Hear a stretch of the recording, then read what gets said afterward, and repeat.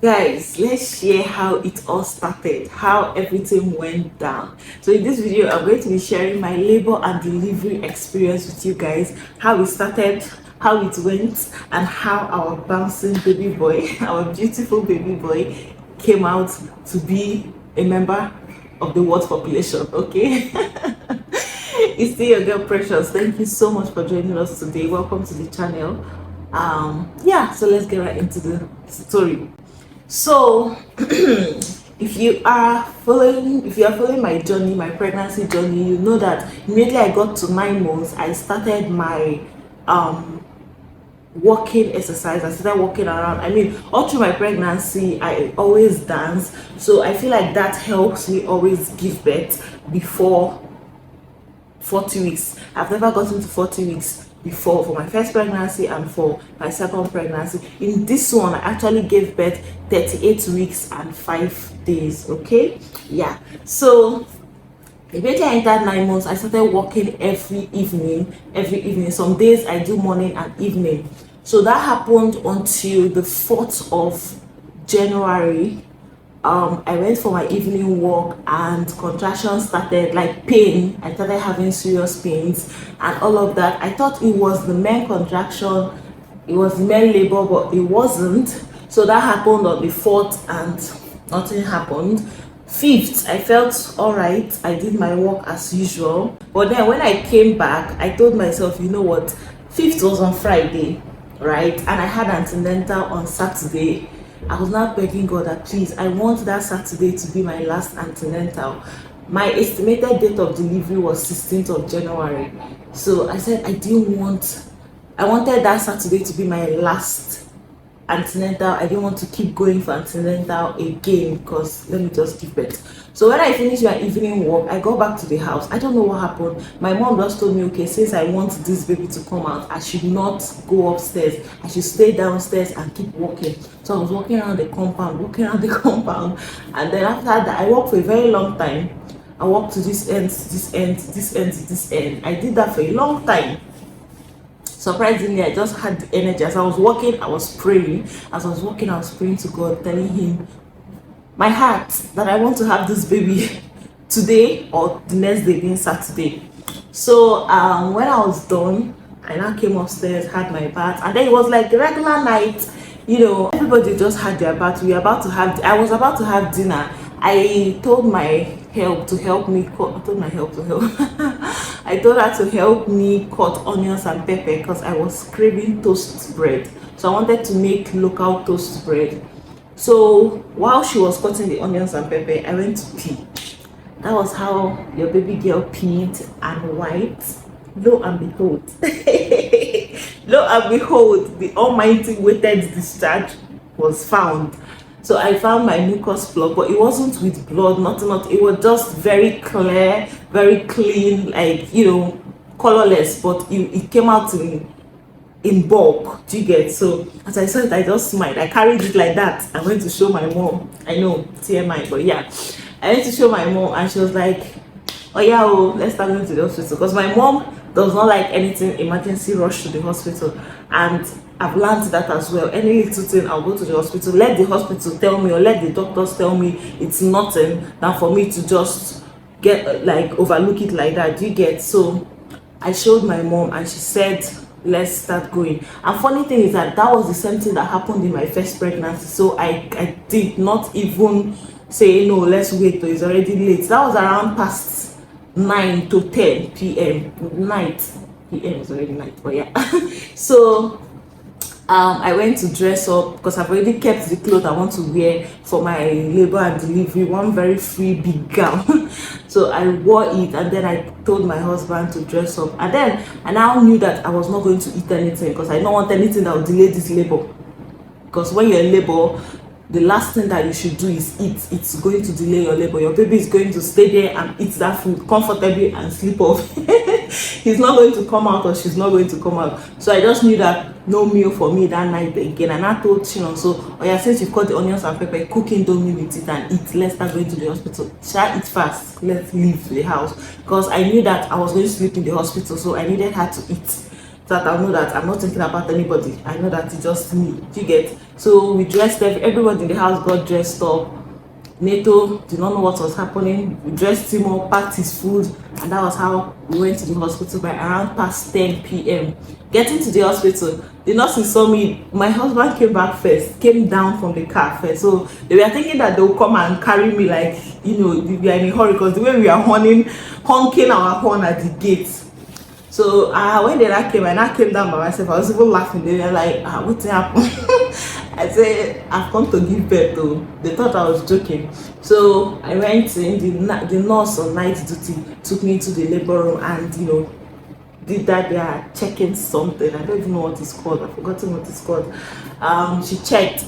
I wasn't dilating. I've not even started 1 cm. I've not started 0 cm. Nothing. I wasn't dilating. When she checked, my bloody show did not show. Like, when normally you're supposed to have, like, that mucus plug is supposed to come out with blood and all of that. Nothing like that was happening. She wanted to send me back home, but because we came by that time, they knew that the night is too long for that mucus plug to have come out. It's possible that maybe by morning another sign must start or something, not that labor will start. So they didn't send me home. I told them that I've come to stay. They should just look for a room that has double bed so that me and my family members can stay. So that was how we stayed in the room. 11 o'clock reached, past 11, almost 12 o'clock. I was not feeling sleepy. Every other person was sleeping. My mom now said, okay, since I'm not feeling sleepy, that I can as well just be walking around. I said, she be safe. That was how I stood up, because I was not even comfortable sitting down. And I stood up, left them in the room, went to the walkway, like the passage in the hospital, because we are upstairs, and from this end walked to the other end. That was what I kept on doing. As I was doing that, I was praying to God that, God, please let these people not send me back home the next day, because their plan was once it's morning they'll come and check me. If nothing is happening, they'll just send me back home. So I was praying to God, let them not send me back home and all of that. That's how I kept on walking. And then I got tired. I now came back to the room. I now decided to lie down. No, as I entered the room, I didn't lie down. I wanted to lie down when I came in, but I don't know, as I entered the room, as I entered the room, my husband was awake and my mom, so they were both gisting. I was like, what, let me just join in this. I was now walking around in the room and was, conversing with them. And then I now felt pressed, like I needed to poo, not even pee, I needed to poo. And then I knew in my head that I'm not going to do that, because I have heard and I have seen in many occasions where you be pressed and you feel like you want to poo, you don't know that it's your baby that is coming out. So I told my mom, we made like that. She said no, that I should not go to any toilet. Instead, I should go downstairs and tell the nurses if I can lay on that their delivery bed and try to poo, so that if it's baby, the baby can come out. I was like, imagine the nurses will just look at me like, is this one okay? So I just held it in. And then I decided to lay down. Guys, it did not even reach 10 minutes I laid down. I felt one strong pain. I said, it's happened. It happened for a while and stopped. Nobody knew what was happening. It happened again. I just hurriedly downloaded that contraction counter app. And then the next one happened, I clicked start. Before you know it, it happened for like 3 times, and then the app now told me that I should pack my things and go to the hospital. I was like, you came late, I'm already in the hospital. So I think it was from the 3rd one that it now became severe. I was now groaning like, That was when my mom and my husband now looked at me and said, what's happened? I said, I'm feeling pain, small. They said, let's go downstairs. I said, no, not till it's not serious.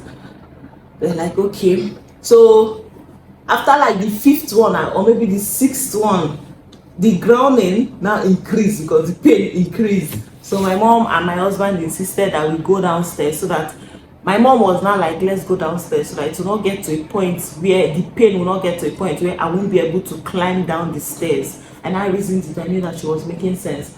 So as we were about leaving the room, another contraction started. I told her, wait, everybody hold it. Let me finish enjoying this one, because trust me, you cannot climb stairs. You cannot move when contraction is holding you. If you know, you know. So I waited it out and the pain stopped, and then went downstairs. All the nurses were sleeping. That was around past 1, either past 1 or to 1 a.m. All the nurses were sleeping. We woke all of them up. I was looking at their faces. They were not happy that we woke them up, because in their mind they're like, what kind of, why is this family disturbing us? Because nothing is happening. Do you get? Because when we came down, my mom walked, you know, mothers now, she walked fast, went to from the steps, started shouting, nurse, nurse, so where are you? I was like, this woman, she not go and make all these nurses angry. Let them attend to me well.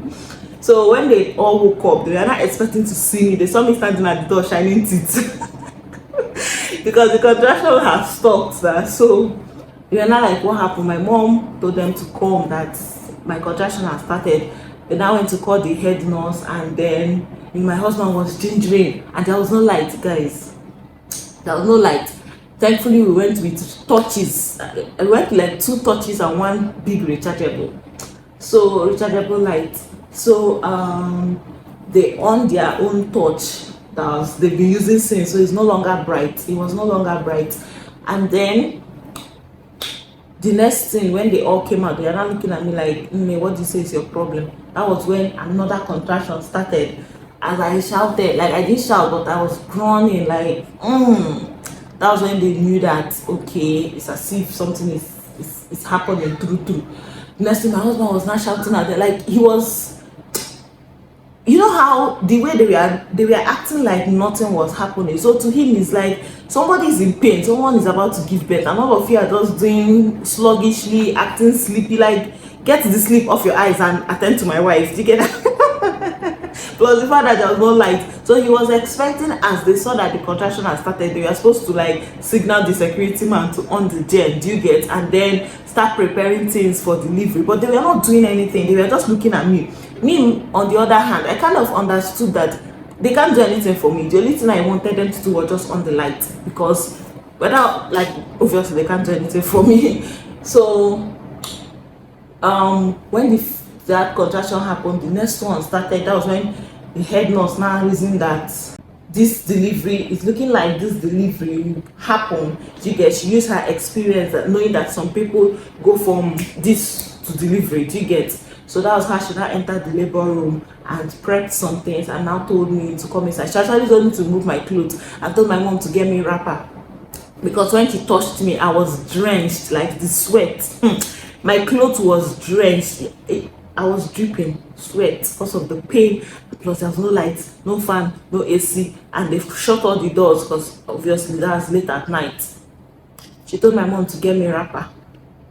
We got the wrapper and I tied it. And normally I don't like tying wrapper to give birth because there's camera everywhere. And if you tie wrapper when you're in contraction, when you're in labor and contractions start, trust me, that pain will make you losing the wrapper. You'll be naked. So I prefer wearing gown in the way that no matter the pain, I cannot start removing my clothes. It's stressful now, it's not possible. But with wrapper, do you get? I wanted to tell her no, I don't tie wrapper. But recently there's no light, so camera is not working, everywhere is even dark. Who wants to see anything? I shall remove the clothes. I was sweating and the clothes was now biting my body. So I removed it and tied the wrapper. But I tied it well. The wrapper did not remove. Nobody's going to see my naked body. Anyway, so we entered the labor room and they told me to lie down. That was when I now laid down, and then she now ruptured the membrane, right? I think that's what it's called. And she now put her hand inside. Okay, first of all, that first time I came that she put her hand, I was not dilated. She just told me that my cervix is soft and I've forgotten the other word she said. So as she now put her hands there, I was still not dilating. No, that's the funny thing. I don't know how it happened. Immediately she just ruptured the membrane. She now told me that she calm down. That she burst my water. You know that they say water breaking. The water splashed. It splashed on some of the nurses. There was no light, so they didn't know when it was coming. That splashed on them. So serve you people right. So they told me to come down from the bed and go to the observation room and stay. So they were expecting like that they've broken my water. The next thing that will start happening is serious contraction, and then I'll start dilating. Guys, as I stepped down from the bed, just for me to take one step, serious contraction, I shouted, I screamed. The woman now, the nurse now with her experience, now calculated that pain cannot be pain that dilation is just started. She now told me, you know what, I should climb back on the bed, and I climbed down. Thankfully, one of the nurses opened the door. That was how my mom, because my mom is always standing in front of the door now waiting for me and baby to come out. That's how my mom now looked inside the room. The room was dark. If you see the small torch which we are using,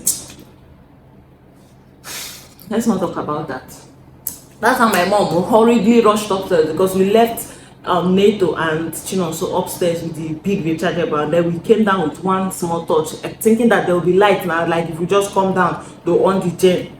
That's how my mom hurriedly rushed up, gave them the two small torches there for them to just keep in the room, at least they'll be seen, and came down with the big rechargeable and now opened the door and gave them in the labor room. Guys, it was that rechargeable. Thankfully it was fully charged, so it was very bright. That was all we used to give birth. So as I climbed up on the bed, another contraction started. Guys, I was now begging this nurse, please let me push, because I could feel something push down. And I told that nurse I want to push, because I always tell myself that when no matter the pain I'm in, I'll try to follow the midwives or the nurses or the doctor's instruction, because I feel like it helps, and it's like almost like a guarantee for you to have a good and safe delivery, because if you follow that pain, you just be doing nonsense. So I was holding it. I told nurse, please let me push. Lo and behold, guys, that poo that was holding started coming out. The nurse now told me that I am pooing, but I should just continue. That is good, so that I will make way for the so I'll make way for my baby. So she told me I should do it gradually, so that I will not force my baby out together with the waist. So I was still enjoying it, trying to follow her instruction, and then all the waist went out, and then I felt another contraction. She now told me I should push gently, so that I will not have tear, like the tear will not be much, because obviously they knew that I was going to have tear, but she said that I will not have a lot of it. So I was trying to hold and push gently, and that was how my baby's head came out. Guys, after my baby's head came out, the way he flew, like he dived out of my, out of the VJ. He dived out, like they legit caught him. I saw the nurses, the main nurse and the assistant nurse. I saw them, like, you know how someone throws something at you unexpectedly. I felt them catch the baby. Like, I said, hey, look at me like this. I would 9 months and my baby would just fly out of the window, God forbid. Guys, see, forget anything you're doing, go to a professional hospital, because if to say that nurse was not alert, I kid you not, my baby would have flown out. He would have hit the ground. Nothing you want to tell me, because the speed, even myself, I felt the speed, the way he came out. I said the thing. I felt the way he came out to speed after his head. No, thanks to God, the nurse was able to catch him and then gave him to the other nurse to go and clean him up and all of that. And then she started, hustling for placenta. Thankfully, it wasn't hard as well. I didn't even have to wait for another contraction. I think the thing was already coming out, so the nurse just put her hand and was bringing down. Then I don't know what she was doing. There's something she was doing, and it's even affecting me now in a good way. I'm not bleeding too much, because she was putting her hands there, and then there's a way she put her hand. I don't know what she was doing inside there. She put her hand and do something there, and then I'll feel flow of blood. Boom, that will just pour out. She kept on doing it, and now she told me that she's doing it so that I will not have any unwanted blood in my system. Which the first time I had my baby, it was a doctor that did the final thing. He didn't do that, so I bled well. But in this one, after like first week, I was not even bleeding much safe. So after she did all of that, she now began to stitch, and that one was seriously painful. Wow, painful. Guys, in case you notice that hair got a bit darker, NEPA has done their thing, but our video must continue. So she was stitching, and then it was painful, unlike the first stitch I had, but she said she was doing it tight so that that place can get back to normal real quick. So after the stitching and all of that, they brought my baby to me, and they're like, kiss your baby, you're saying he's a baby boy and all of that. I was happy, but in my mind I'm like, get this baby out of my sight and clean him up and get me ready. Let me leave this bed, because what is that, what those ones? I like, to me, I don't even like, I understand that they're supposed to bring your baby to you, but just show me and go and clean him up. Why are you saying I should carry him and use him and do what? Do what exactly? Like, go and clean him up. I beg, somebody's crying, get him dressed and all. And this my baby came out crying and screaming, to the extent that when they were dressing him up, I could hear my husband and my mommy's voice say, "Breeze, baby, now bring him out now." Unlike Nato did not cry when he was born, so they didn't even know when the baby was out. But for Katie's own, he was screaming and crying and all of that. So he was dressed up, and then they took him to my mom and my husband. And then when I was done with the stitching and all of that, they cleaned me up. I wore the gown, went to the observation room. Thankfully, I packed more gown, not just another. I took one extra gown and I wore it, and then I laid down. And that was how I gave birth to my baby boy. Around 2 past 2, I think 2:30 something, maybe 2:40 something, and he weighed 4.1 kg. Yeah. He weighed 4.1 kg, and then they checked his sugar level. Everything was okay, everything was all right. And then I stayed in the observation room till in the morning. I was not comfortable there because I knew only Nato and Chinoso was upstairs. I wanted to go and meet them there. Plus, I was not the only person in the observation room, so you know how everybody was just their people were there with them. So I just wanted, let's just go up. I wasn't sick or anything, no complications, so I can comfortably go upstairs and all of that. So they waited for a while. When it was now morning, I think by that time 6, they now came, gave baby boy a bath, changed his clothes, and then I told the nurse, Alpha, let's go to my room. She said okay. They wanted to bring wheelchair. I said, for what? For me. Don't worry yourself, I can comfortably walk. Even the people that were in the room with me, they were like, is this girl okay? Because after they gave Katie a bath, I stood up, changed my clothes because I got stained a bit. So I asked the nurse if I can have my bath. She said no. So I just went to the bathroom, changed myself, wore a new clothes, sprayed perfume. I was smelling nice, looking nice. Even though, you know, when someone just gives birth, you still know, but at least I felt okay. And then I packed, I wanted to carry bag. They said no, I should not carry anything. They carried everything for me upstairs, and then I climbed the stairs. While I was climbing the stairs, people were like, is it not you that just gave birth how many hours ago? Like, yes. The one was even climbing stairs. I mean, the woman that stitched me up, she really did a good job, because it was, I could feel it tight, but I could walk and everything.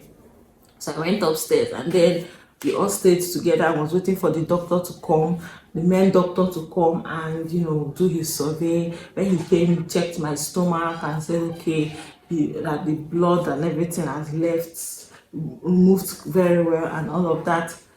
And that was how we now, you know, insisted that they run tests for baby KD for jaundice, because I remember Nato too had jaundice, and we are not able to find it out on time. So they ran the test, and eventually he had it, and then he was put in phototherapy. And that was when I now started staying in the hospital, and I started vlogging my few hours after delivery, which, in case if you missed it, I'm going to link it up here so you can see my few hours after delivery and, you know, all of that. I was supposed to film my labor and delivery. I said I was going to film this time around, but like I said, there was no light.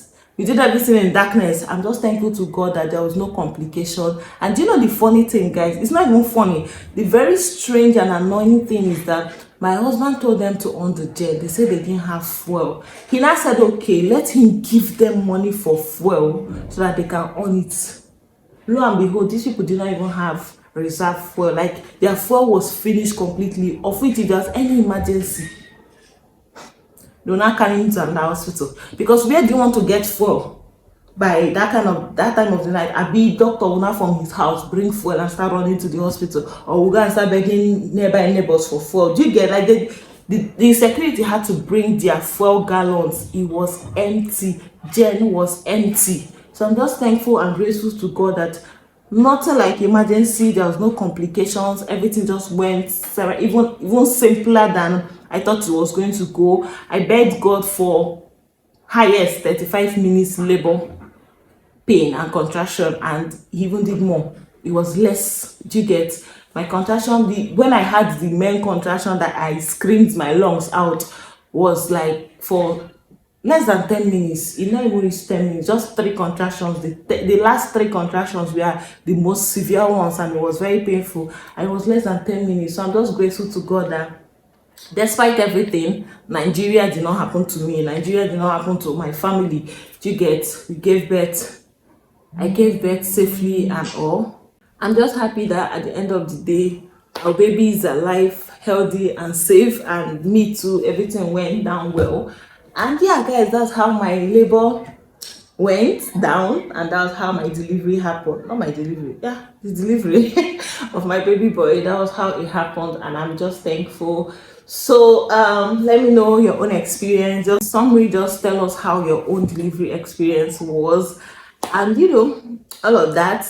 Thank you so much, guys, for watching. To all my expectant English, to all my expectant mothers, you're definitely going to share testimonies in no distant time. Okay, we'll celebrate together. To every TTC mom, your time is now. Okay, you're tapping from this grace. You're going to get pregnant, you're going to conceive, carry your baby for 9 months safe and sound, and trust me, your labor will even be sweeter than mine, and your baby will come out to the glory of God. Amen. Thank you so much, guys, for watching. I truly appreciate it. Please give the video a thumbs up. Subscribe to me if you're not yet a subscriber. Give the video a thumbs up. I've said that before, right? Yeah.